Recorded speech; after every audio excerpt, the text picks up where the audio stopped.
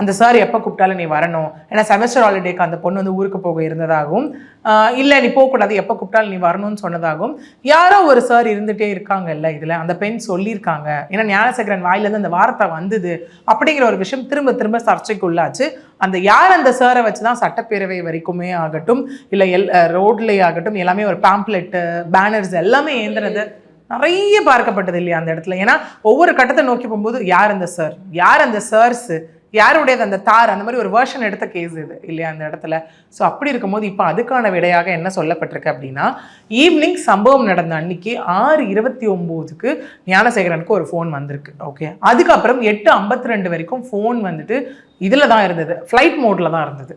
Okay, 8:52 தான் ஞானசேகரன் ஃபோனுக்கு தொடர்ந்து எஸ்எம்எஸ் அலர்ட்டாக வர ஆரம்பிச்சிருக்கு. என்னன்னா மிஸ்டு கால் அலர்ட்ஸ் வர ஆரம்பிச்சிருக்கு. அப்போது அந்த ஃபோன் வந்து ஃப்ளைட் மோட்டில் தான் இருந்தது. ஸோ சார் அப்படிங்கிறதுக்கான கேள்விக்கே இடமில்லை, எல்லாமே இந்த இடத்துல எவிடென்ஷியலாக வந்து ப்ரூவ் பண்ணப்பட்டாச்சு அப்படின்னும் சொல்லிட்டு, இதனை தாண்டியும் இனிமேல் யார் அந்த சார், யார் ஏதாவது கேள்விகள் கேட்டு விமர்சனம் செய்தால் அது கண்டெம்ப்ட் ஆஃப் கோர்ட் அப்படிங்கிற மாதிரியும் அவங்க அந்த இடத்துல பேசியிருப்பாங்க. ஞானசேகரன் முற்றிலுமாக அந்த பெண்ணை பயம்புறுத்துவதற்காக மட்டும், ப்ளஸ் அந்த பொண்ணு வெளியில் போயிடக்கூடாது அப்படிங்கிறதுக்காக யூஸ் பண்ணப்பட்ட டேக் தான் அந்த சார் அப்படிங்கிற விஷயம் தான் இப்போ சொல்லப்பட்டுட்டு இருக்க ஒரு விஷயமா இருக்கு.